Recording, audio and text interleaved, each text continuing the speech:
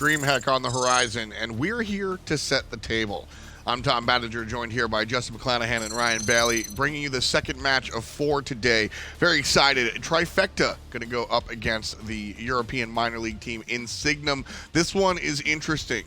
I think a lot of people have been talking behind the scenes about how strong Trifecta has been, and Trifecta featuring players that have been in the minor league and have played against Insignem before. So I think it's a very it's a tall task for both teams. They've had the good side of playing against Insignem and Paul in the spring beating them alongside Anxiety Onset, and then they had the not so good side with Sam for Soccer losing to Insignem during the summer alongside Very Nice to Me. So there's both sides of the coin, but I think both players have improved since their time in the minor league. I think Trifecta as a unit has started to work a lot more cohesively, and I'm excited to see what they can do up against Insignem. It's going to be an interesting look for sure. What are you expecting out of either of these teams? I'm expecting Halbois. I mean, that's the first thing I can say is whenever we think Trifecta, we look at the burst damage of Paul. Paul is the one who we expect to go off in this game. The thing is now, how is he going to do that with Sam versus when he used to do it with Mask? I think that's the biggest question that really myself and a few others have had going into this LAN is how is that synergy built up? It's a big question here. I'm really excited to see how these ones are going to work out. It's an interesting look. Paul was kind of this pub stomper in the minor league, came to the pro league, adjusted his strategy, and then realized he could kind of do the same thing sometimes. So going up against the minor league team one more time should be interesting. Standing by before the match, we have Shadow Chair on the line. He's going to be there. Let's take a look to see what he's got to say. All right, I'm here with Coach Shadow Chair for Trifecta. First thing I just want to ask you guys, you seem to be in good spirits. How have you all been, getting here, adjusting the LAN environment and everything? How's the team doing right now? Oh, it's been really good. We've just been hanging out, having a good time with each other, as you do in the hotel rooms. Yeah, it sounds like a good time to me from what I'm hearing. From what I heard, you guys have done a lot of prep coming up to this. What's it been like trying to make sure you're ready, for this matchup in particular, for the LAN? Just talk to me a little bit about some of the work y'all been doing. Oh, they've been scrimming constantly every day for the last month. It feels like 7 hours at least a day, sure. Most days of the week. So there's been a lot of just playing and getting ready for all the teams here that we might run into. And I've been hearing a lot, even from other players, that this is a team to really watch out for making a big run. I mean, do you all feel that way too? Like you all have a good chance to get up into that top 4 spot? Oh, absolutely. I think they're going to go all the way, and it's basically because of me, I'm pretty sure. You're welcome. Having some fun over here with Trifecta, absolutely. I do want to just do one more thing. I mean, what have you all done for this matchup in particular? Because the Insignem have been looking good. They've been winning some matchups, and a lot of people are saying the SML might be the closest ones that can win some games. Have you all been worried about this set at all, or is it going to be the 2-0 for you? That's pretty easy 2-0 for us, as most games are going to be.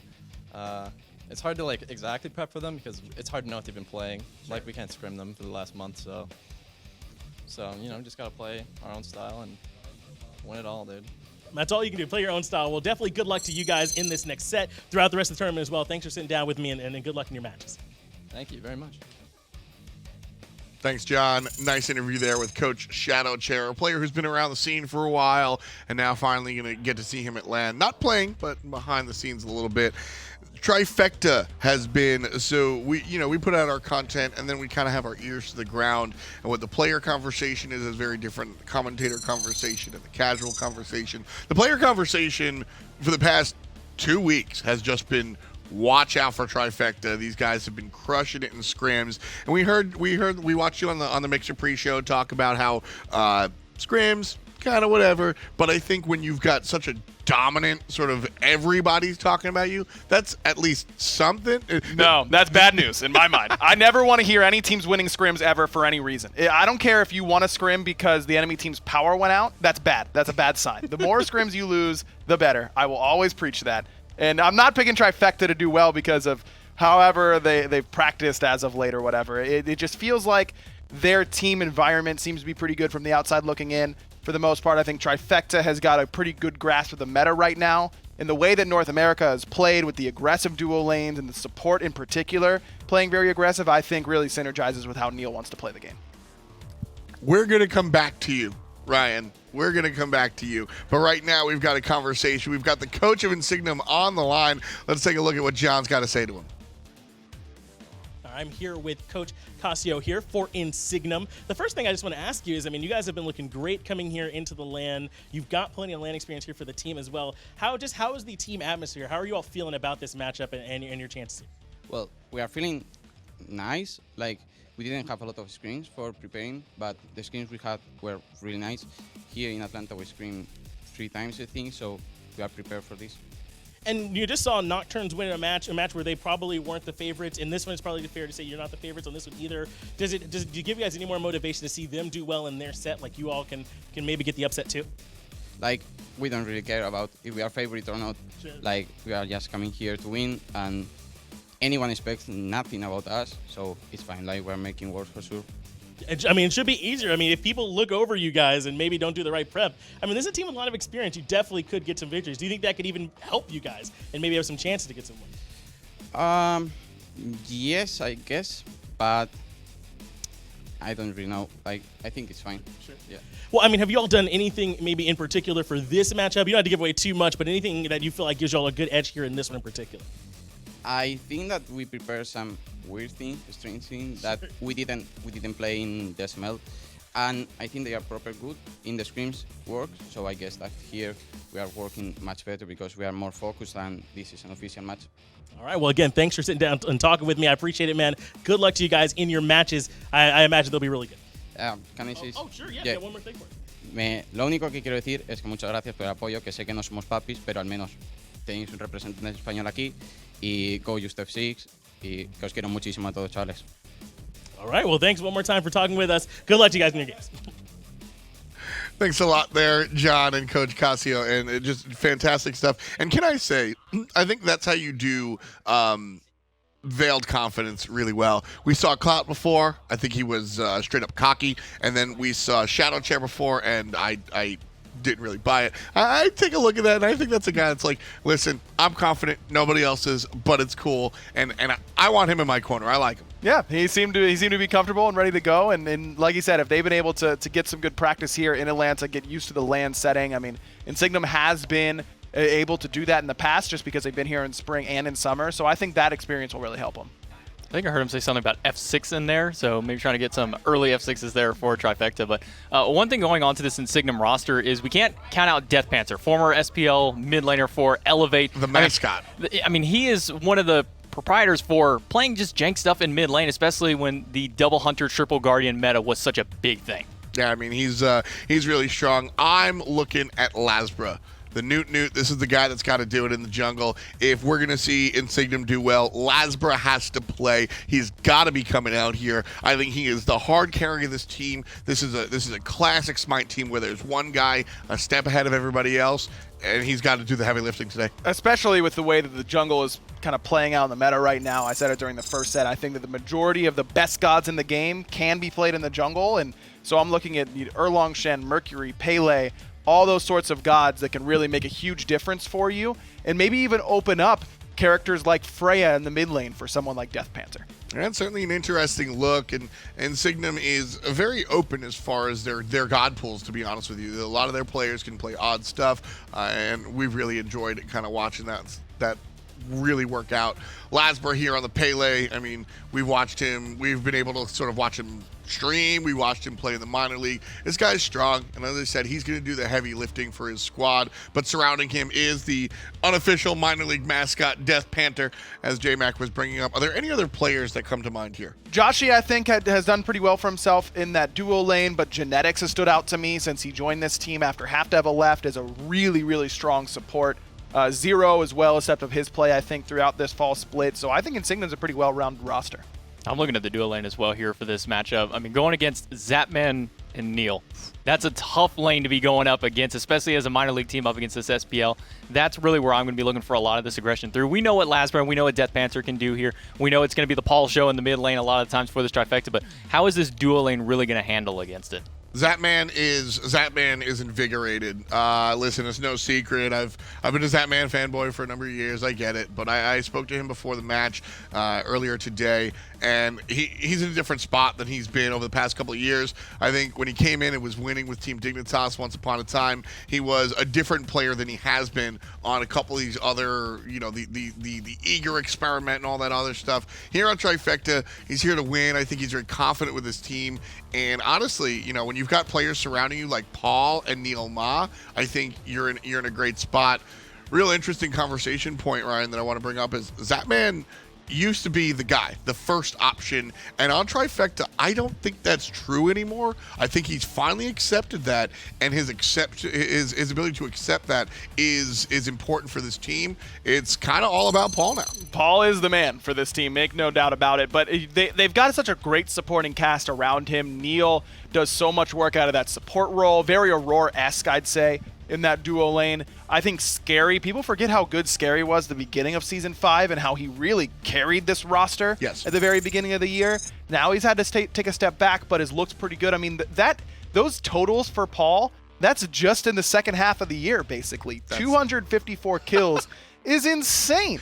The man's played 2 splits. I mean, this guy's a beast, and the rest of Trifecta can hold their own and fill their role very, very well. He's surrounded by veterans, except for Sam for soccer in the jungle, but Sam has that sort of supporting god pool already, and it just kind of fits for them. Rookie, by the way. Yeah.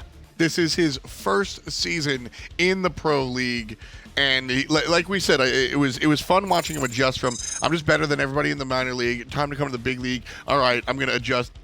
Wait, I can still just play Ullr and Hebo and just murder people, and that's what I'm expecting here against Insignem.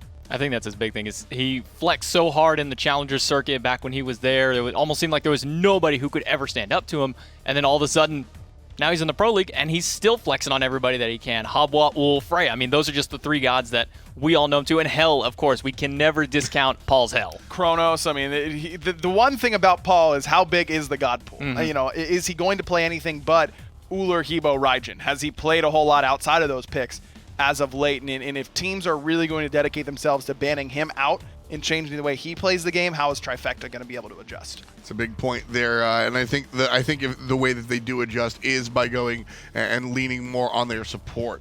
NeiruMah is somebody that we've mentioned a little bit here and there, but Neil has been an absolute treasure for this team, and I think this has been a long time coming.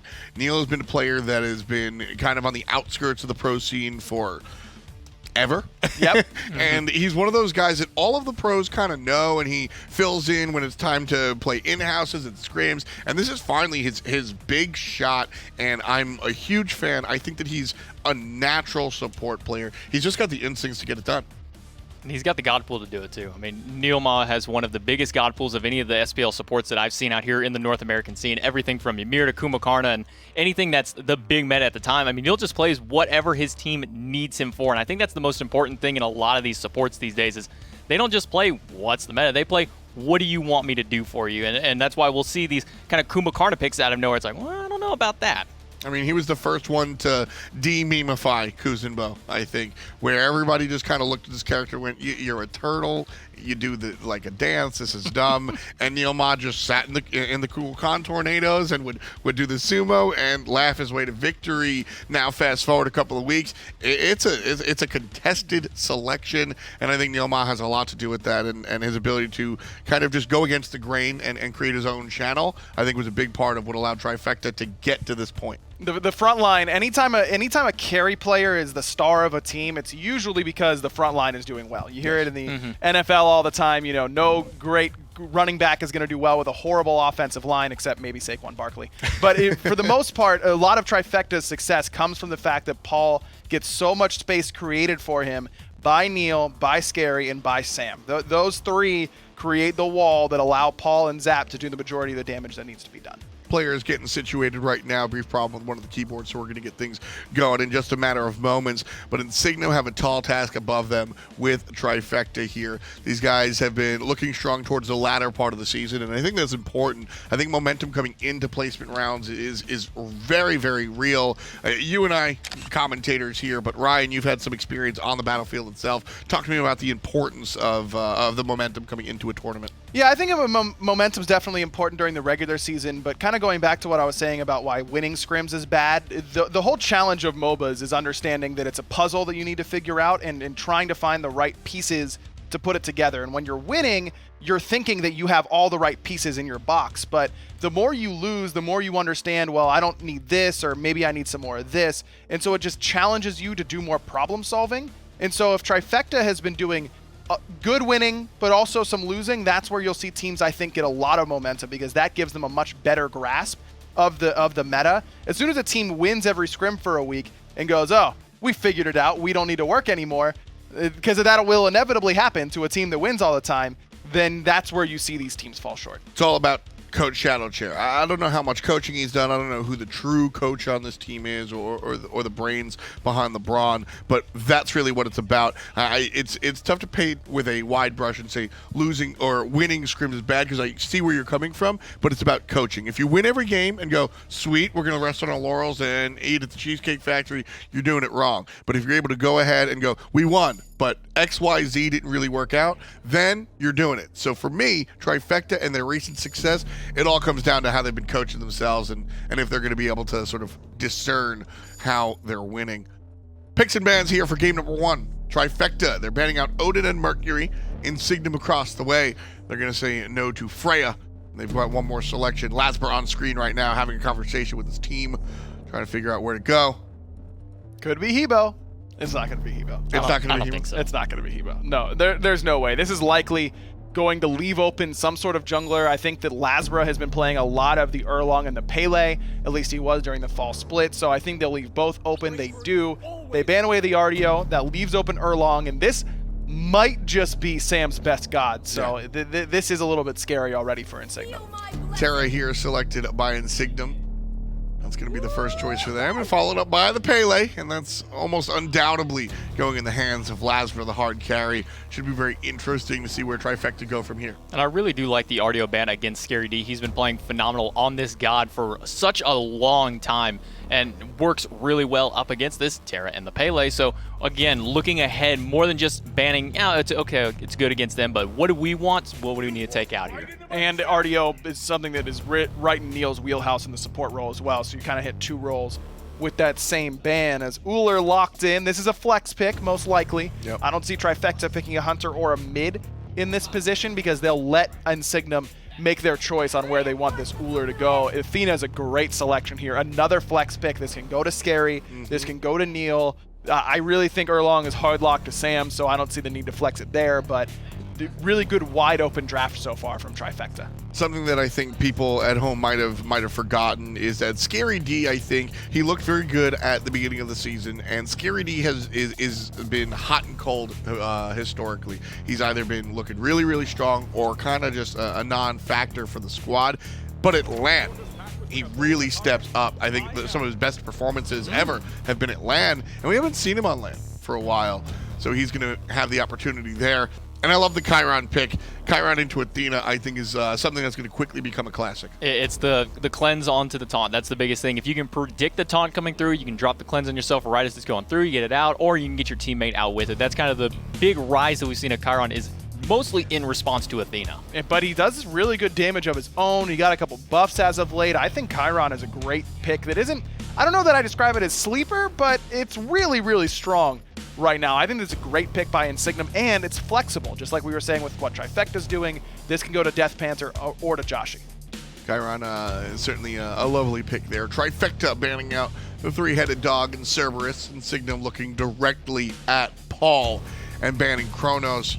I don't think there's another scenario where Kronos... This is the Paul ban phase here. Yep. Kronos and Hebo banned, and under no other circumstances would you see these bans. This is just Paul single-handedly beat us in the spring, and look at Paul giggling right there.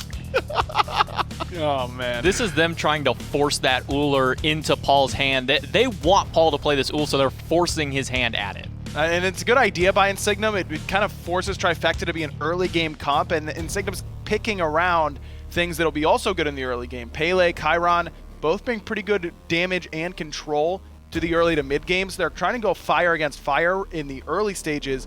I just need Insignem to pick something in the late that they can go, okay, as long as we get past this really good early game of Ullr mid in the most likely, Erlong jungle. You know, let's try and get our Chang'e solo to the late game, and then we'll really be able to control it from there. Last band here coming through. Ares. Ares, strong pick. I can't recognize the picture, honestly. Yeah, I've been telling you to go to the eye doctor for literally months. I'm totally fine. Go get glasses. Get some Tom. help. Get some help. Seriously. Either way, things seem to be all clear for Trifecta here.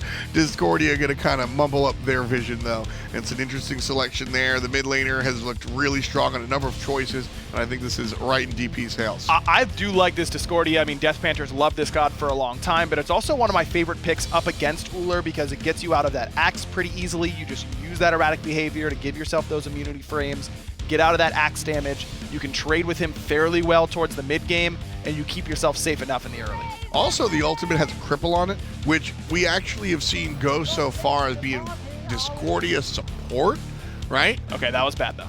Sure, but the mentality was there for Discordia to control a team full of dashes. And right here, that's what's going to happen. Thankfully, not in the support role, but she does bring control in her own right. Chang'e, that's on Trifecta's side, not in Signum's. I love it. I mean, this is going to be NeiruMah ADC. Zapman's played a lot of it towards the end of the fall split. And then Chang'e in the solo lane for Scary, something that he's comfortable with. Athena can ult over to give it some protection. I love this draft from Trifecta. And this is a solid draft here from Trifecta. There's enough flex where you can't fully lock in every single god, but you kind of have that idea of who really wants this god versus them. Yeah, I am definitely a fan of where Trifecta's coming from. Insignem have enabled their jungler Pele, but the late game is still a question mark for me as to where they're going to go. Discordia is going to bring a ton of that damage, but it's certainly very, very interesting. Ymir being hovered here as the last choice. J-Mac, lane for lane, how are you thinking about these matchups? It's looking like it's going to be Ymir Chiron, unless this Ymir gets swapped around possibly, but with NeiruMah Athena, this is a ton of push very early on. You have the fog at level 2. I imagine you're going to be picking that fog up. You have the shiny metal on top of what Athena can already provide. It's going to be a lot of heavy push for Trifecta, and right now it looks like Insignem is trying to respond to that due to Chiron's kind of lack of the really early until he hits that level probably 4 mark. Sylvanas is a beautiful selection here, if that's what Insignem want to go with, because Genetics has really impressed me with this selection. His pulls have been phenomenal in the minor league. And this is kind of we are now doubling down on our early game because Trifecta is the one who went with the late game safety valve in the NeiruMah and the Chang'e. So now Insignem say, okay, let's just try and roll over you in the early game. Sylvanas gives Insignem the ability to stand and fight with those wisps to give yourself some physical protection when that heal comes through, some sustain to try and get some objectives going your way long term. I like Insignem's draft as well. Ymir was highlighted, and Ymir has been a fantastic pick for Genetics. Genetics has looked really strong in it. Why Sylvanas over Ymir? Because they felt like having a game not be a blowout, because every Ymir game is a blowout one way or the other, without fail. Thanks, Aggro, for the hard-hitting analysis. Hey, that is J-Mac. objectively true. Every Ymir game's a blowout one way or the other. I won't apologize for that. Fine, I accept your analysis, and I'll move on to J-Mac for a second opinion. I just think that this Sylvanas is going to offer more than the Ymir will. The wall is going to be great going up against Trifecta's comp, and the freeze is going to be nice as well, but the protections that the Sylvanas is going to provide, especially in the early stages where Trifecta wants to shine, protections from Wisp are going to be so powerful, and getting the protection shred on that first ability is going to be massive for him. Look, they're both immobile early game guardians. Right. Ymir has the ability to get bullied a little bit more early on and could have opened up the door for Trifecta to run over you in the early game. And if this draft for Insignem doesn't go well early, it's not going well, period. So Sylvanas does the same sort of early game pressure, ability to get you an early game lead without that same level of risk involved that Ymir has. I think Trifecta have just a couple of extra safety measures here, right? If one player doesn't make it happen, it can fall back to another. Whereas I'm looking at Insignem, and this is the Pele show. Pele's got to be doing it here. If Pele's not doing it, I really don't know who is. And so all the eggs in one basket for Insignem. Luckily, LASBRA,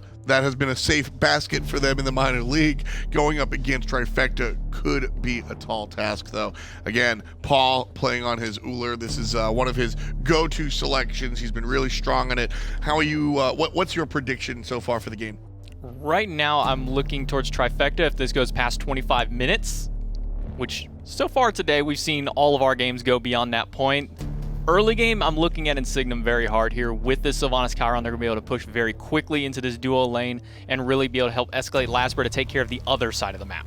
Well, we've certainly got a tall task for us ahead of ourselves. Trifecta and Insignem, the European minor league representatives. We're going to get right into the game. Hinduman and Anatoly, thank you, and take us away. Thank you, gents on the desk. Yep, here we go. Myself and Anatoly will be bringing you this broadcast of Trifecta up against Insignem. Insignem, this year, Toly, the best team in the minor league. The 4 split, well, they nearly didn't make it. That's but true. They got the rub of the green. Everything worked out well for them. Trifecta, meanwhile, a lot of roster changes this year.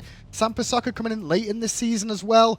How will they do? Well, as opposed to having Mask before, I think Sam's transition has been relatively good. And speaking of Insignem, they had to face off against Paul during the springtime. Didn't have the most success there. Then they didn't have to face Fall in the summertime. Had more success winning that one. But this time around, having to deal with this aggressive Uller yet again, banning the Habwa and the Chronos in the secondary ban phase. You could tell they have some of those nightmares still in the back of their head. Well, the European teams generally have a very good forte of bringing out these Challenger Cup level teams that can compete most of the times with the bigger teams. Trifecta ended up 4th in the North American Pro League overall. That's why they get to face off against Insignem here, who are ranked at the lower end being a minor league team.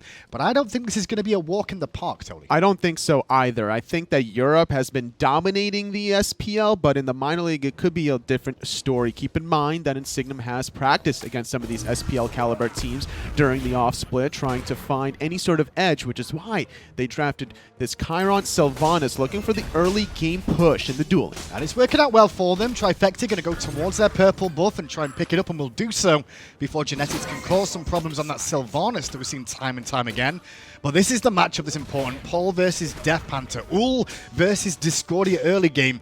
Definitely favoring an Ul here. Insert Hunter here, greater than insert Mage here during the level 1, level 2 scuffle. The basic attacks is what it really comes down to. Once you spend the time using your ability to clear the wave, well, now it's all about basic attacks, and Paul will have that advantage, at least in the earlier parts. After the purple invade from Trifecta, sorry, from Insignem's duo lane, they do go back to their own half of the map, pick up the red, give that over to Joshy on the Chiron as well. So they're really looking to make sure the power stays equal in this dual lane, because NeiruMah also been receiving that red buff. You got to know where your advantages and disadvantages are, and thus far, the disadvantage for Trifecta is Zapman playing the NeiruMah, not the greatest early game character. She really starts to shine after level 9, once you max out that shining metal for the poke. Look at this pressure onto Zapman. Insignem trying to get first blood for themselves here. The damage is pretty good, but he'll avoid most of the damage, and not enough basics come through from Insignem to secure it. End of the day, though, Zap will survive, and the potions tick away. Zapman brought out the baby oil because he was so slippery there. Josh, he couldn't land the basic attacks that he really needed, trying to juke his best, and he survived for a little bit. If Joshy was level 3, he would have had that masterful shot. But look at this now, Sam Pasaka on the rotation. Genetics and Joshy still in the name. The pin connects into the mink form, but a great knockback from Joshy. Just peels a little bit for the tree. They will both escape the gank, and it's a very good start for Insignem. And the passive from Genetics, able to just root NeiruMah in place. What a display of mechanics out of Joshy, using the giddy up, not only offensively to try to kill Zapman, but defensively just to save your support. There's been so many instances where support will save the life of a Hunter, but hey, they can return the favor as well. Always a lot of talk about Chiron being picked in towards the Athena, just because of the fact that the training exercise does provide CC immunity for the team for a second, or a cleanse, so to speak. Now, it's got a 5-second window with no cooldown reduction involved between the two abilities. So we'll just have to keep an eye on how often that gets used, and whether NeiruMah can play around that a little bit too when he's looking for the engages as this game continues. And the longer NeiruMah is in that duo lane, the less time Zap has to solo farm to get the level 5 marker, get the fire shards online to start creating some presence on the solo side. This Guardian versus Mage matchup, Scary D versus Zearoe on the Terra, not favoring either of them in the early phase. It's all going to depend on which jungler shows up, and then you add a new ultimate on top of that. I think Trifecta should get the edge there. It's been a while since we've seen some professional play, and one thing that did change throughout the patches is this Mage's Blessing being picked up once more. Got a bit of love, Tolly, in terms of extra power for both magical and physical, and we're starting to see this picked up on solo laners, even Ul in the mid lane here. It's all about the cooldown reduction. 10% for 800 gold is just so good to start off the game. So it's no surprise, especially for Chang'e, one of this utility-style mages, battle mages that you stick in the soloing because she's so difficult to lock down and kill. So you transition very safely to that mid-game, and with that extra 10% CDR, you're able to get off more heals, get off more wax and moons, force out more defensive relics, and then keep going for the team fights. And that's just the solo lane. If you look at Ull as well in the mid lane, he's going to get 10% from Mage's Blessing and Transcendence. That's true. Also gives 10%, so Ull 20% CDR. If you can fit it into a Hunter build and not let it cripple your Hunter build, it's definitely going to be impactful. And with the scaling from both of their abilities, they're going to get the impact from that physical/magical power just as the game progresses. Thus far, no real invades, no real kills. Both teams feeling each other out. Well, that's a nice little pull, but the problem is the training exercise from Joshy was underneath NeiruMah at the same time. Could have been a little bit lower on that health pool, but all in all, it was a nice little warm-up pull of genetics there. Who, for me, Sylvanas is one of those guys that you really want to get your eye in early with those pulls. If you can find a couple, you're going to cause problems consistently. Oh, absolutely. If the next pull connects onto NeiruMah, expect the Wrath of Terror instantly into the Chiron ult. And looking for a little bit of a poke onto Paul. Doing a good job juking around those left side mid Harpies. It's a little bit of a buffer currently from Genetics. Allowing side, Scary D under pressure, gets hit by the eruption, and Zearoe will get the kill. Sanfasaka and NeiruMah going to combine. That was LASBRA still under pressure. Plenty of lifesteal in this kit if he can get it off, but at the moment, he's going to fall down and make it a 1-for-1, but the first blood went to Zearoe, which is a bit more bonus gold. And also stealing away the blue buff now, so Scary D not going to have that luxury of the sustain or the cooldown reduction once he returns to the lane. He still has that bunny pass to at least get him the item, so he technically doesn't have to back as often as a lot of other soul laners, which is why he opted not to go for the teleport, going for the meditation, but it still wasn't enough to top himself off. Not at that time, no. So Insignem then did find the first blood, and as the map's been played so far, you can definitely see that Red has control of the outer lanes. Inner lane is a little bit more even at the moment. Paul definitely does dominate a little bit more on that ult over the Discordia, but that will swing about because Discordia will bring a lot more control to these team fights and cause a lot more pressure as the game continues. That's true. NeiruMah wasn't able to get off the Defender of Olympus fast enough to save the life of Scary D, but expect this global pressure from Trifecta to start showing up more offensively as the game progresses. Let's take a look back then at the respawn first blood at the beginning of this game. Zearoe finding it on this right-hand side of the map around the blue buff. It was just a nice little flank opportunity. Scary D without any eyes behind his head. That was a good opportunity to find the first blood and the invade. Even sticking to the blue buff was Zearoe, realizing that the team fight was just done from there on out. There was no cooldowns available for him to save the life of his jungler. Yeah, but at the same time, Scary D, no dancing there whatsoever in that engagement. I guess he took more damage than he bargained for and bursted a lot quicker in the early stages, as you'd expect. Zapman going to use the ultimate there, and that's more for a vision check than anything else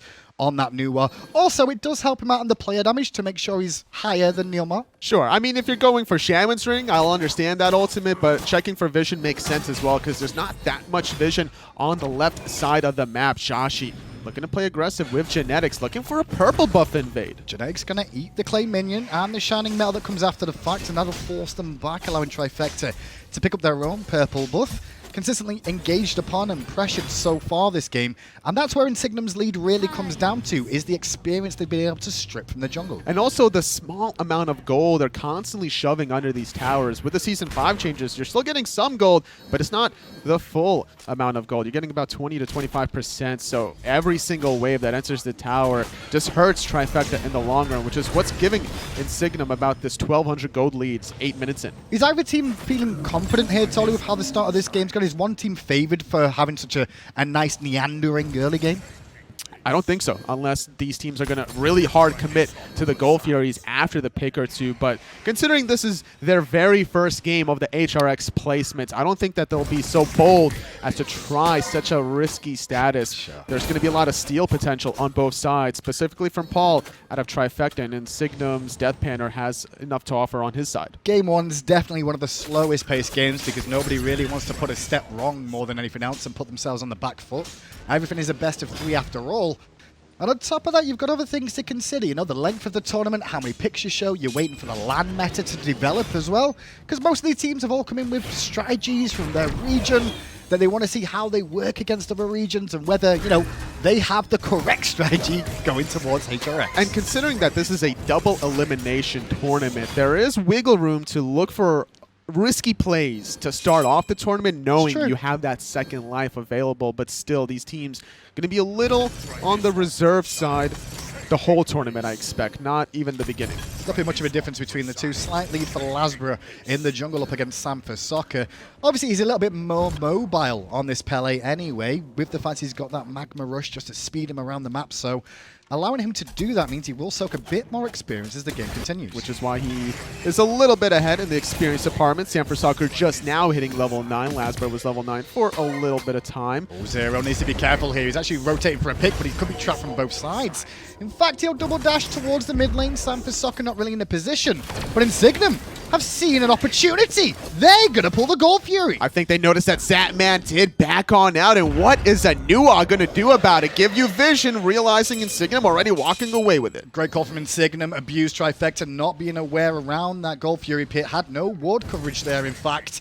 And that's what forced Zapman to go for the ultimate there. NeiruMah going to have to dash away from Zearoe now, who's made this deep rotation from the solo lane. This has got them the Gold Fury, but it looks like it's going to cost him his blue buff and potentially, very soon at least, that tier 1 tower in the solo lane. And the fact that Zearoe was just a step ahead of Scary D in the rotational factor, I think Insignem wanted to look for a team fight, knowing that Zapman's not having that true power spike that he needs to be able to be an impact for the team fight. So they realized that, all right, Terra's here, Chang'e's going to be lacking a little bit, Joshy has a level lead, let's force a fight, or we'll just walk away with a clean gold.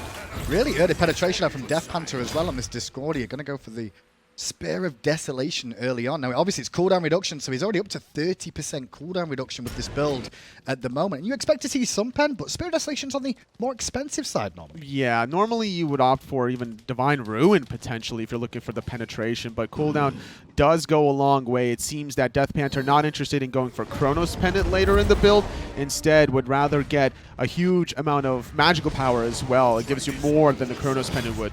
Right-hand side, bit of a grouping up for these Ryan Harpies at the moment, a la Season 2-esque. LASBRA's in the mid lane. There's a good pull again from Genetics. It's NeiruMah. NeiruMah has to dash away.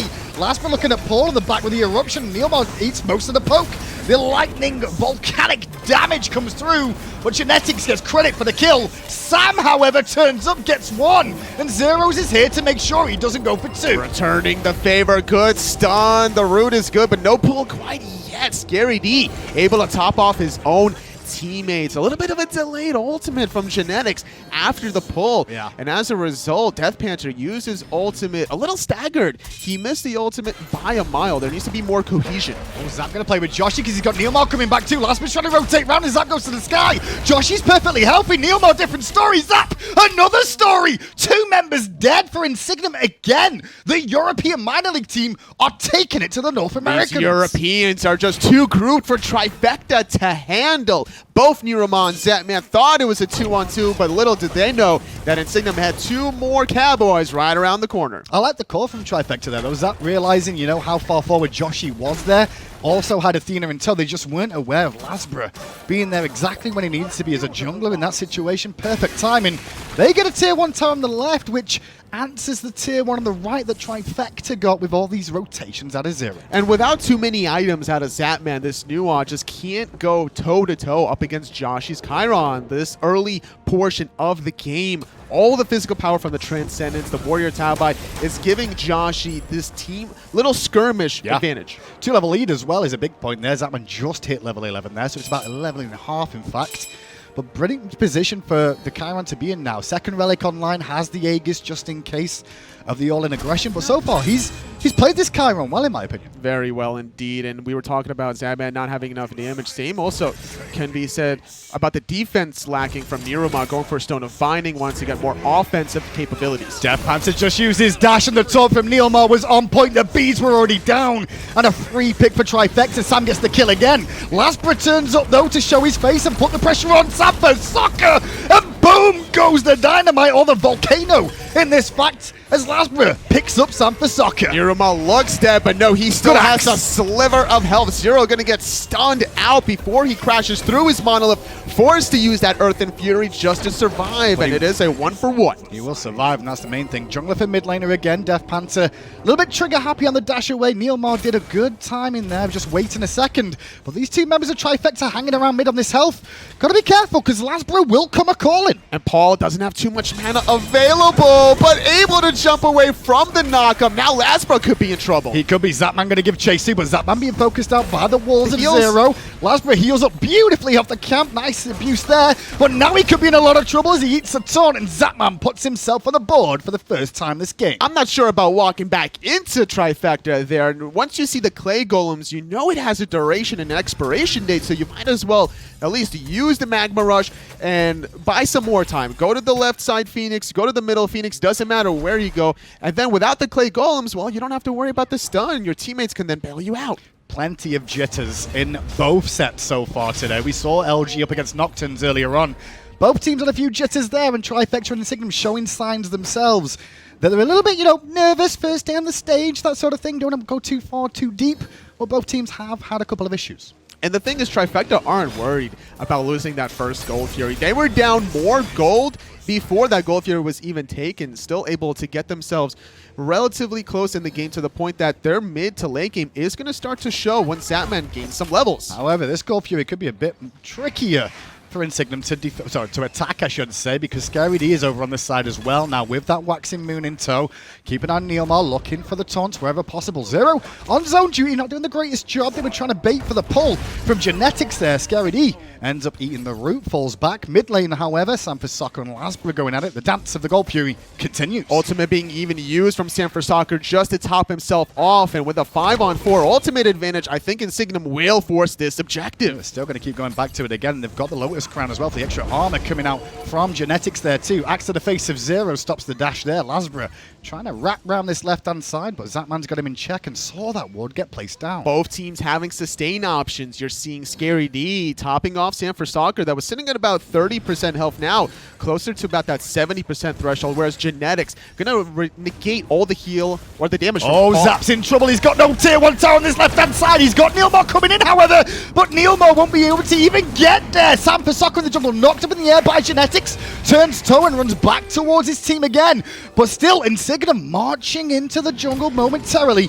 before turning back towards the Gold Fury. No ultimate for Zapman. That means he's going to be a sitting duck. No teammates even able to help him out there. He was so far out of position on the left side of the map, and Signum capitalized it. They smell blood in the water, they get the kill, and now they get their second Gold Fury of the game. And now on the right-hand side, you can see them just trying to make sure the Pyromancer doesn't go down, but LASBRA may die here, will do so. An apple hits onto Paul, pop goes the Weasel. It spreads to NeiruMah, who's trying to dash away. Cripple wears off. Zearoe, the only one giving chase.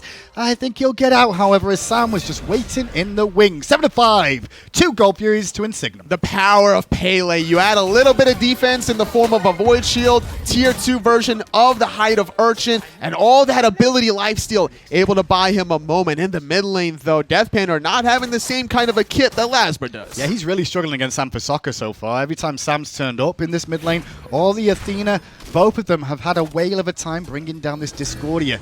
I wouldn't be surprised to see a Magi's Cloak come out this game potentially for Discordia, just to try and keep her alive a little bit more often. It definitely should be the case. Now, there is no blink for NeiruMah yet, so it's going to be tricky to see how this Athena is going to transition, but I totally agree with you. I think the control from Trifecta is scary to deal with because, speaking of scary, Scary D's Waxing Moon could accidentally clip you when you least expect it. Very true indeed. Now the Gold Fury is down for the second time, though. The map opens up a little bit more so. Both mid lane towers still standing, but most players' attention will turn towards the Fire Giant and Pyro side of the map now.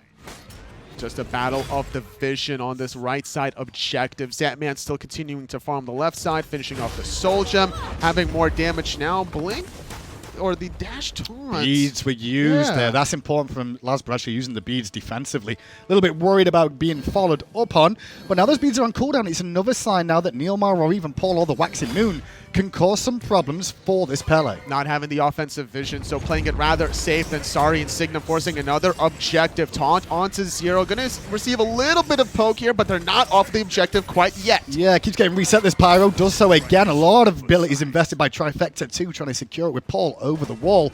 But now with the Pyro resetting, Signum happy enough to resustain. They have Terror, they have Sylvanas, and there's not a lot of anti-heal, if any, on the side of Trifecta so far. There was about a 1.5 second window where NeiruMah could have got a 4-man taunt right there on that corner, and my eyes lit up. Oh. And speaking of being lit up, Zearoe is apparently seeing something as he uses his ultimate. Yeah, but it was wasted pretty much. Scaredy wrapping around the back now. Genetic still taking up the Pyromancer. Big grouping of Insignem as they all fall back towards this tier 1 tower in the mid lane.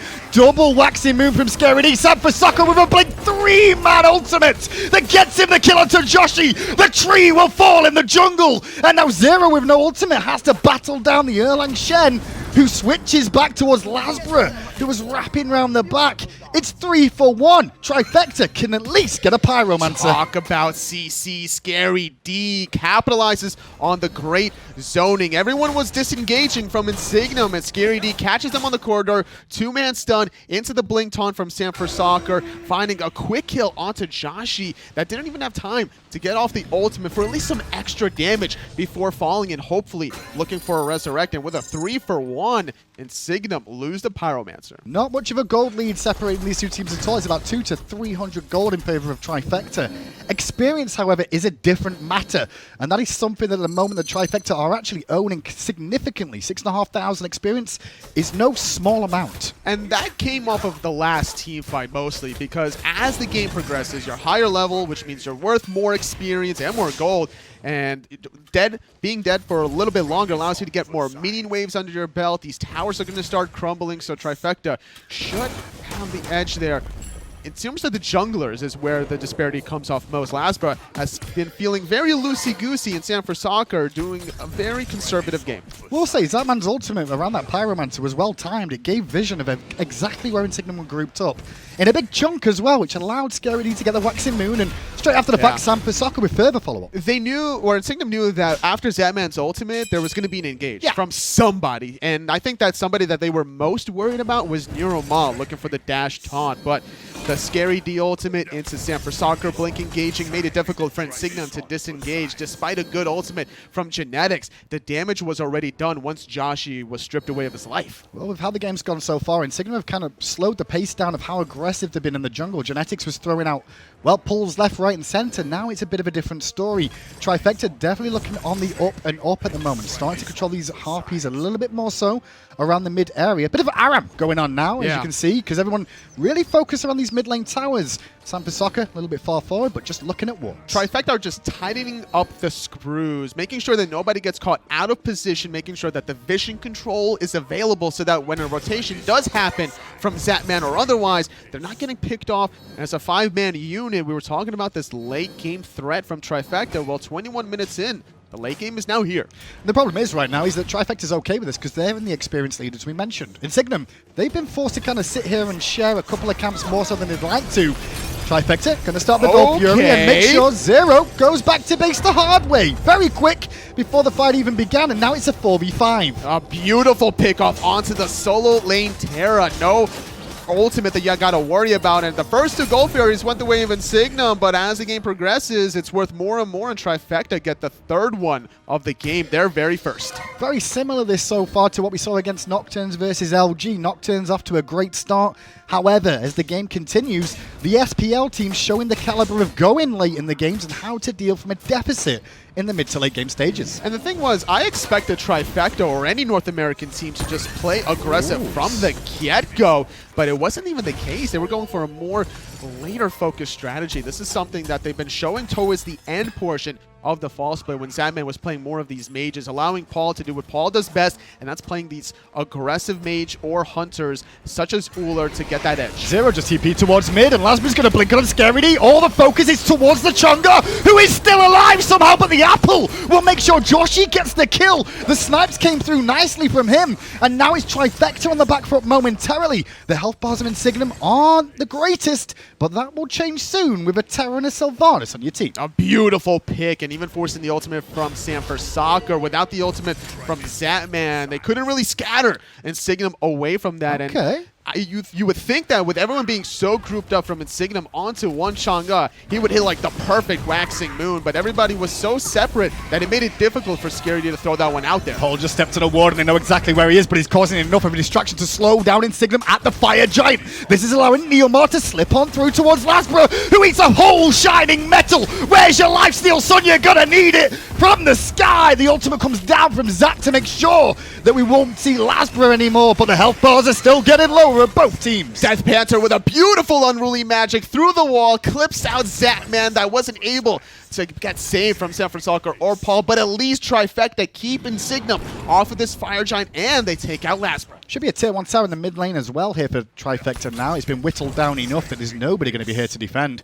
Did you like the call of the Fire Giant, Tolly? Was it worth the risk of going for that there? I think so, but the problem was it was a little bit delayed because you could tell that 2 members of Insignem were going towards Fire Giant, and then all of a sudden, this little train track was separated too far out. They didn't want to have their 3 members in the back get picked off, so what happens? Zearoe goes back into the mid lane. They heal a little bit off the Monolith, taking so long to go back into the Fire Giant pit. They wasted maybe about 10 full seconds to get to the objective they originally wanted. I mean, this game so far feels like 2 boxes just throwing haymakers at each other time and time again. There's no real defense involved, it feels like.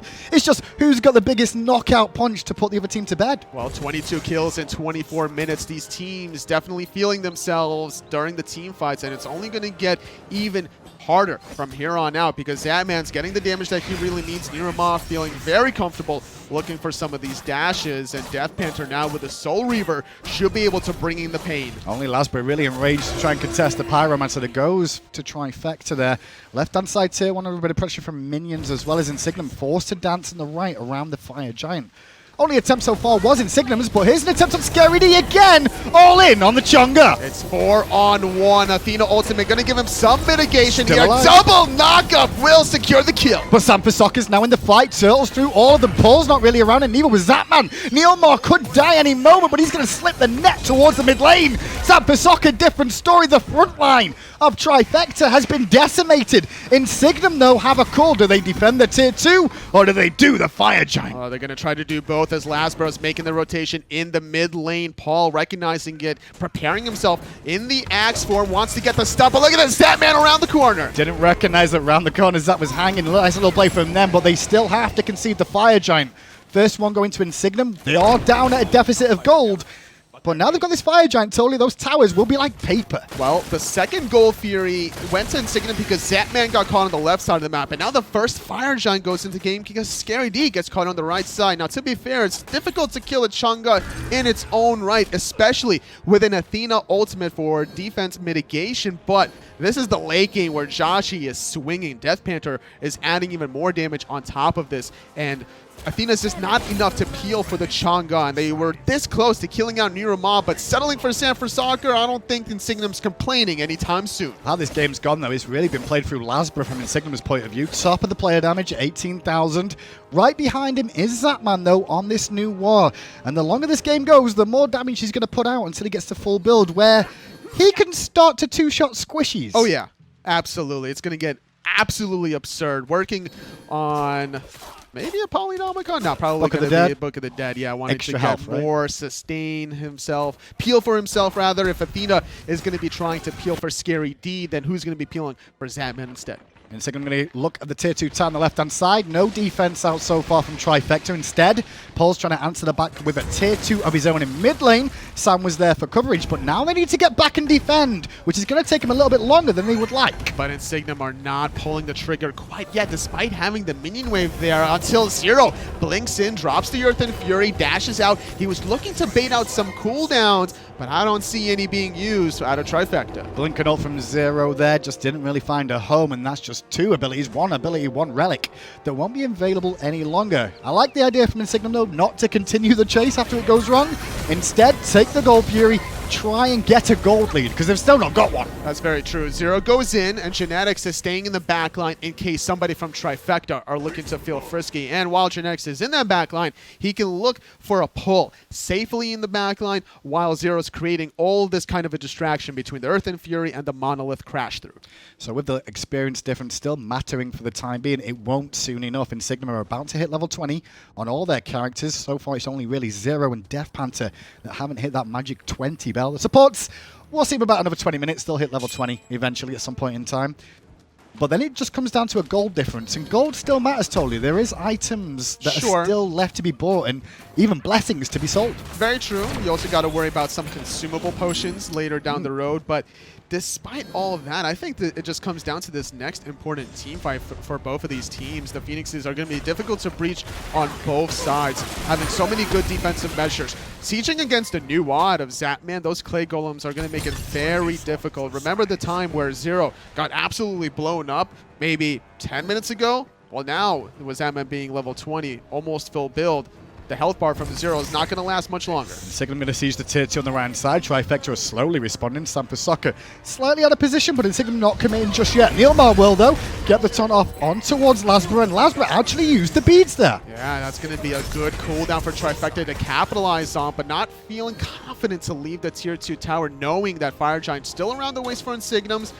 For at least another 30 seconds, their tension could be shifted over to the mid lane. And the idea behind this strategy of ping-ponging between a side lane and a mid lane is catching the rotation. Sure. Looking for somebody that's staggered. And right now, that's Zapman. Blink from Zearoe, blink from LASBRA. No one really does any work in the engagement, but Zap took a lot more damage than bargained for. Into the sky he goes, but on landing, he's got to use the Aegis. LASBRA picks up the kill, but should go down in trade. That's a 2-for-1 so far, as we also saw NeiruMah fell, but Paul made sure LASBRA did at least die. Tier 2 falls, no. Paul leaps away just about and will survive with a nick amount of health. The giddy up from Joshy, who wanted to be aggressive, and with Paul not here, it's a 4-on-1. San Francisco can't do anything. This middle Phoenix is going to fall. They've got no minions, though. Totally, it's going to take a little bit longer for this next wave to come in, and by that point, Paul is back. Scary Paul and Sam have to front line, and an axe from Paul removes Joshy from the map, and that's going to make Insignem turn tail and run back down the mid lane. That's the one person you can't lose during a Phoenix siege. He's the hunter that's dealing all the damage to the Phoenix. That was a good 2-for-1 originally, but without beads, Aegis, no defensive measures for Joshy.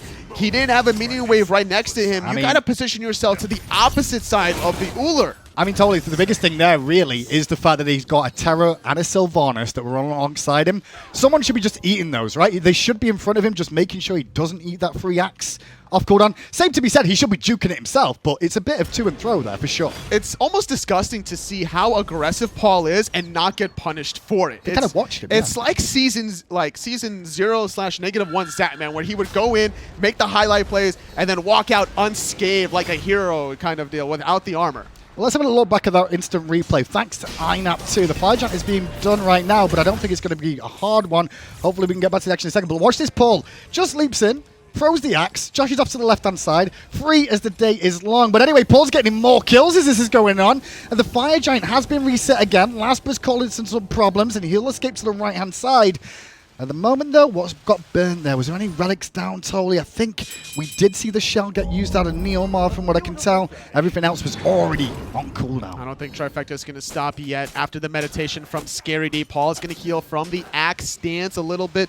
So he's going to be topping himself off. NeiruMah trying to dodge away from that unruly magic, getting some healing off from Scary D. And without the light from Zearoe, this 5-on-4 for Trifecta is easy to secure the fire. We do have eyes on LASBRA on the right-hand side, thanks to that minion wave being there, but this is starting to get chipped down relatively quick. Panther's the only one around, but where is his team? Why is Panther on his own that far forward? He's going to use the Aegis and the beads defensively. Meanwhile, at the back of this fight, look at Sam Fasaka just swinging at Joshy's face, and Joshy's ultimate keeps him alive momentarily, but he doesn't find a reactivation of life. LASBRA just too far behind the Fire Giant. He wasn't even a part of that team fight. He was looking for the loop-de-loop around, thinking that Fire Giant was still being leashed, that he wanted to go for the steal potential, and he's still here looking for the blink. Blinks in, looks for the eruption, gets the eruption off, but Trifecta get the Fire Giant, and now LASBRA surrounded by 4 targets. Does manage to eliminate Zapman at least, but Zearoe comes through to get a double kill. This Fire Giant may have just backfired on Trifecta. Patience is a virtue, and LASBRA making the plays that Insignem needed. Taking out 3 members. Sure, Trifecta got the fire giant, but what good are they going to do when it's only Scary D and Paul left alive to play defense? Hang on, I mean, Paul did it a minute ago, so don't get too excited just yet. Maybe not this Phoenix totally, but... It's okay, because Joshy's dead, so who is he going to go on? That's a fair point indeed. Paul's going to eat the wall and then eat an axe to the back of Zearoe's head. He a lot more damage than bargained for there too. Phoenix does finally fall on the right-hand side, but Insignem not in a position to end just yet. Man, these global series and minor league teams are giving the pro league teams a run for their money, huh? I mean, that's the job, right? Yeah. It's not all cut and dry straight away. And this is what the placements are going to be all about. This is only day 1. This is only set 2. This is only game 1 That's true. of set 2. It's going to be a long week. 6 days of action. 4 best of 3s a day, and then we'll get down to the final 8 teams at DreamHack in Atlanta. Even that previous set of Luminosity up against Nocturnes. Nocturnes almost winning game number 1, taking it back in number 2. Game number 3 was a bit of a different story, but you even heard it in the interview after set number 1 here. Luminosity truly didn't prepare, I think, for Nocturne specifically, and in this set, I'm not saying Trifecta didn't prepare for Insignem. I think that both teams have prepared for each other. I don't see an egregious picks and bans. I'm not seeing an egregious start to the strategy such as a proxy at level 1, but it's all about tightening up in the late game, and so far Insignem definitely did that with that last patient play out of LASBRA. But it's still haymakers being thrown. They're just trying to throw knockout punches at each other. That around the fire giant was Insignem going, all right, let's go for the knockout blow now. And they managed to hit him so hard, they got a Phoenix out of it. The Fire Giant still on Paul and Scary D, so that can't be discounted whatsoever, even though it's only got about a minute and a half left on that. Insignem going to start to siege up the left-hand side now. It was all about the vision and the intel that you get from it. Without a ward behind the Fire Giant, LASBRA was free to be in position to make the play that he saw in the future of his mind, and looking like a true saint for his team now, because Insignem was able to get the right side Phoenix. That means that they could just wait for some fire minutes to trickle down for the next minute and a half and decide how they want to split this in a 4-1 on the left or 4-1 in the mid. Well, this is the biggest thing for Insignem now, because they did get the initial Phoenix down. Their composition is not good at trying to siege into an enemy composition unless they split them up. If you look at where their engagement is, it's a blink from a Pele or a blink from a Terra. How else are they going to do it? A pull from Sylvanas? Yeah. They don't have the blink there either, so they had to break the base to make it easier. Luckily enough, the last Fire Giant did just that. There's going to be 2 fire minion waves. It's getting pinged out by Insignem, and that's the patience from this European squad. And somebody from Trifecta is eventually going to have to move to the right side of the map. Who do you send, though, Tolly? On this side, Erlang? maybe Athena? NeiruMah, but he's not going to have the clear. Yeah. He's going to have to keep the wave just outside the tower, get off like half the damage with a shield wall and a dash, and then rotate back to the left. LASBRA getting aggressive towards Sam in the mid lane. Zeroes will blink it again, looking for the ultimate and to reduce the amount of damage done. He eats a lot himself, but the apple came through from Deathpanter, and that'll be a nail in the coffin for NeiruMah for 2 seconds. Well, a few more than that. It's actually 58. Now it's a 4v5 with a Phoenix down. Uh-oh, Paul going to look for the jump and the stun. LASBRA using that ultimate offensively, realizing Paul didn't have the jump. Sanford Soccer had to use his ultimate defensively in the 1v1 against Insignem's jungler, and now it's looking like a free left side Phoenix. Wrap to mid, wrap to left, wrap to mid, wrap to left. Look at the Phoenix. Zap force back. Scary can't really go in here. Left-hand Phoenix will go down. Paul was busy defending the mid lane. 2 Phoenixes now in favor of the European minor league team up against the NASPL. Just crossing their T's, dotting their I's, getting the second Phoenix. Might go for the middle Phoenix with this wave. They were considering getting the right side Phoenix as it's due to respawn, and Sanford Soccer on the defense. NeiruMah still respawning, and Signum barreling down mid. Zap falls to ult, but the Phoenix still alive is blinking from Sanford Soccer. He's going to the backline, but just to cause a distraction, has to beads away from the purple carpet of death. Insignem not interested in fighting now. The Fire Giant's about to spawn, and the damage to Trifecta's base has been done. So clean of a disengage from Insignem. Without the Fire Giant, they realize they don't have the sustain or the extra structure damage, so they back on out of there. And even forcing out of the beads from Sanford Soccer means that engage from this jungle Erlang Shen going to be a lot trickier in this next 90 seconds. Well, I expected these games would take a little bit longer, but I expected that around day 2, day 3 totally. So far, average game time definitely about 35 minutes. I'll say that for these. Can we take a look at healing done so far as well, please?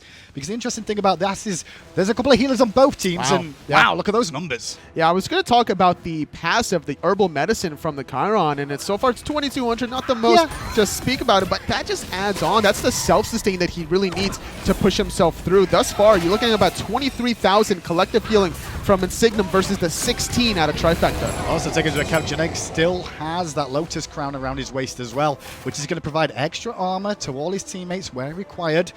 But now with the fire giant around Insignum's waist, it's all up to Trifecta here. And as you can see the camera point out, the Scary D also has one of those to answer it back. Just a range, bit trickier to say the least. That's very true, but Genetics will be a little bit more effective considering he has to heal over time, so it will refresh the protection from the Lotus Crown, gaining it for a little bit longer than what Scary D shall provide. Left-hand Phoenix down for a while, so fire minions will have to be dealt with sooner or later.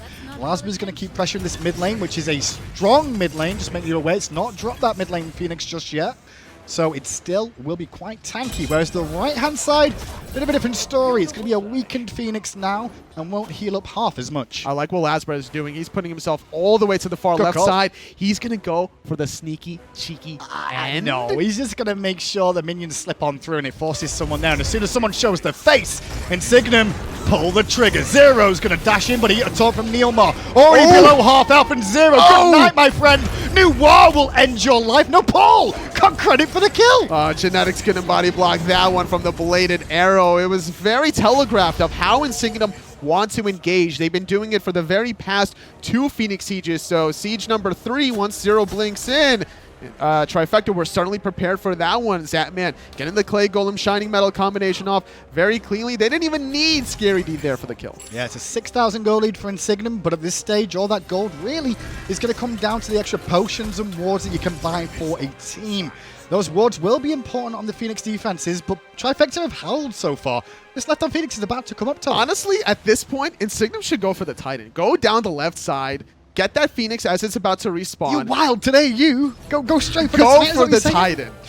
At this point, it is not that difficult to kill. If they get wiped, though, they lose the game, surely. I mean, middle Phoenix is open, you know? Like, it's not hard for if Insignem get decided here that Trifecta could just barrel down mid and end themselves. Sometimes you just got to smork.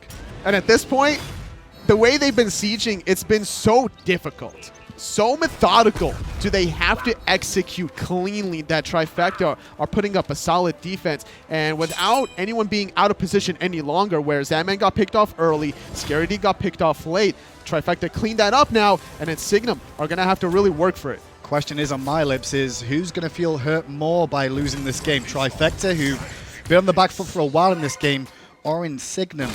It's all about who wins, first of all, however.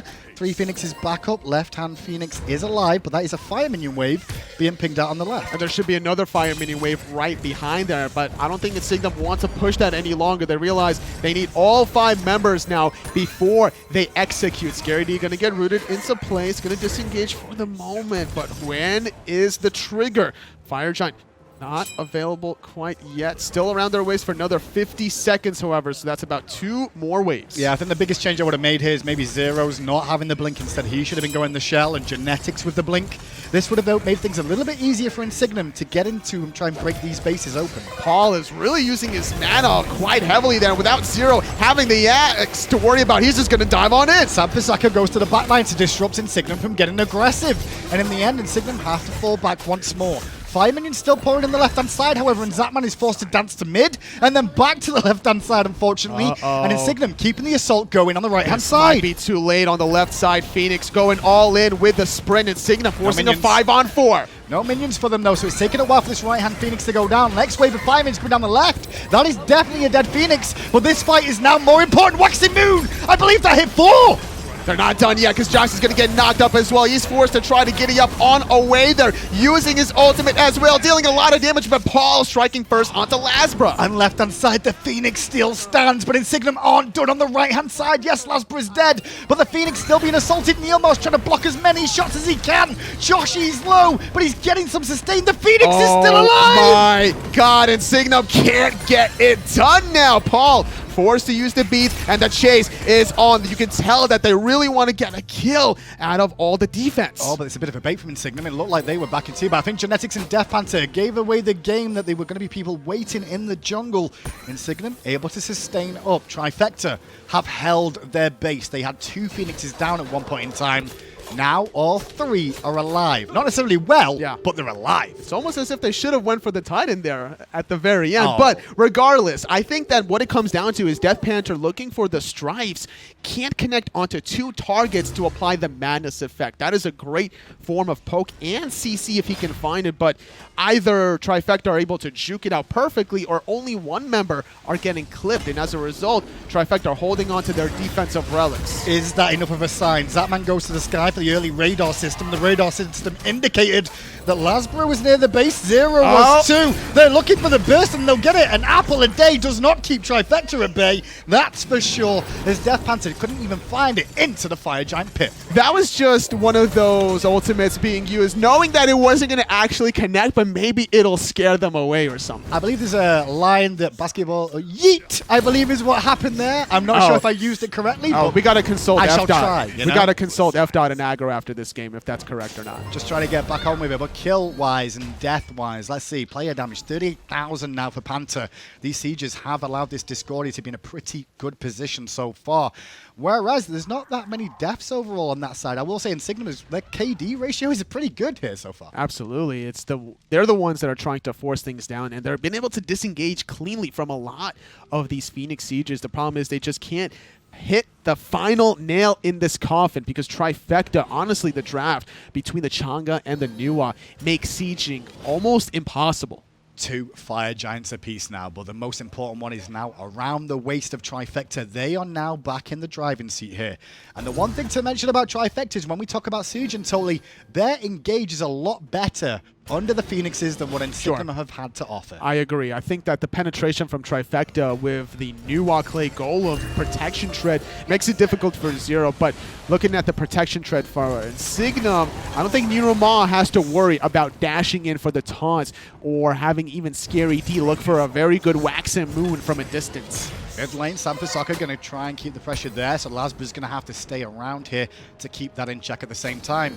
Right-hand tier 2 tower will eventually get whittled down by these huge minion waves pouring down that right-hand side. So it's the right call from Trifecta to try and split the difference of Insignia. I don't see how Sanford Soccer can ever enter the middle Phoenix by himself against LASBRA unless Paul is going to assist in the matters. The way he's positioning himself around the corner leads me to believe that he does want to assist, looking for an accident from a distance, knowing that there's no Mad Guy's Cloak for LASBRA. Keep an eye on NeiruMah. He's going to be the one with the charge on the left-hand side, looking for the taunt, more than likely towards Deathpanter. Zearoe does have a Magi's Cloak, so it makes it very tricky to try and stop the Terror in her tracks this time round. Joshy is also someone you need to keep position-wise on. Ooh. Great pull from Genetics, but good response from Scary D. That was beautiful. Those were like 2 Jiu-Jitsu warriors making great plays offensively and defensively, but now in a 5-man commit on the left side, Sanford Soccer going to force out the ultimate from Deathpanter. Scary D actually ate that, but he'll be fine. But now the axe came through straight after the fact from Paul. They hit on towards Zearoe and Genetics. Paul from Genetics didn't find a home on Scary D that time. But now with the ultimate going for Insignem, LASBRA's going to dash in with the blink. Zapman forced to go into the sky, and who is going to be waiting all of Insignia, but instead they're peeling in the back line because Sanford Soccer is creating such chaos. The Fire Giant buff and the regen is just too much. The power of Trifecta compels you. Paul gets one. He's looking for the second as well, trying to destroy the hopes and dreams of Insignem one more time. The tree will fall to Sanford Soccer. The Phoenixes open up. Can LASBRA and Zearoe hold the base? I don't know here, Hindu. They don't have ultimates. They don't really have relics either. All 5 members from Trifecta standing strong with Fire Giant still for 35 seconds. They're not going to bother with any more Phoenixes. They want the Titan. They've got no minions, but they still have the Fire Giant. Zearoe getting focused and punished heavily. A lot of damage onto him. LASBRA's trying to slow them down, but he's not doing a whole lot. The Titan is whacking away like his life depended on it, because it does. Trifecta from a deficit take Game 1. Trifecta were using Insignem's weight against them the entire early to mid game. It was the European minor league team that was giving the North American SPL team a lot of difficulties, but the biggest difference I would say between these two teams is their Phoenix defense. Now, you notice how Trifecta were defending. They never left their Phoenix area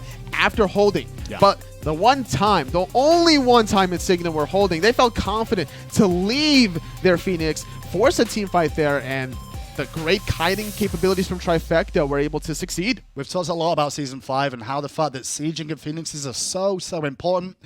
Insignem, honestly, their biggest issue was trying to break the base, and they didn't really have the engage. The tank's going to go in outside of Blink, and that's always going to present some problems. As good as Insignem did to take advantage of the early NeiruMah Chang'e, it just wasn't enough. There was only 2 Gold Furies that they were able to secure, not even building a 2,000 goal lead, I think, at that portion of the game, and that allowed still Zapman and Scary D, the 2 silent mages, to transition so beautifully in the team fights. Do you think after that first game, though, Trifecta kind of run away with Game 2 potentially? Is that what could happen? I think that they could. I think that there's still a lot of hope and potential for Insignem. I don't think that the momentum is going to be faltered whatsoever after that loss. I think that they had a great performance, and in picks and bans specifically, I don't think they're going to even change anything. I think the style of LASBRA needs to be more focused around one of these side lane mages. I'm always so worried when a team loses a long game that they had in their grasp. Let's find out what the desk has to say and whether Insignem can battle back.